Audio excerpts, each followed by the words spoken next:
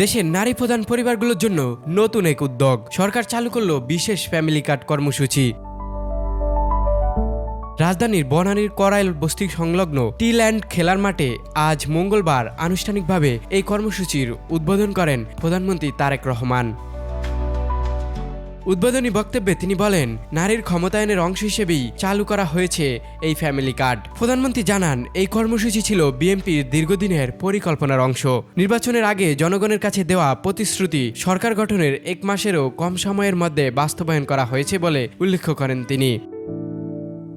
তারেক রহমান বলেন, আজ শুধু একটি কর্মসূচি উদ্বোধন নয়, এটি তার ব্যক্তিগত জীবনের জন্য যেমন আবেগের দিন, তেমনি সরকার ও বিএনপির জন্য একটি ঐতিহাসিক দিন। প্রাথমিকভাবে 14টি স্থানে এই কর্মসূচির কার্যক্রম শুরু হয়েছে। পর্যায়ক্রমে দেশের সব নারী প্রধান পরিবারের কাছে এই ফ্যামিলি কার্ড পৌঁছে দেওয়া হবে বলে আশাবাদ ব্যক্ত করেন প্রধানমন্ত্রী। সরকারের দাবি, এই কার্ডের মাধ্যমে সুবিধাবঞ্চিত নারী প্রধান পরিবারগুলো পাবে বিভিন্ন সামাজিক ও অর্থনৈতিক সহায়তা। নারী ক্ষমতায়ন এবং সামাজিক নিরাপত্তা জোরদার করতে এই উদ্যোগ গুরুত্বপূর্ণ ভূমিকা রাখবে বলেও মনে করছেন সরকার। Desk report, news time. News times, সত্যের প্রত্যয়ে আমরা।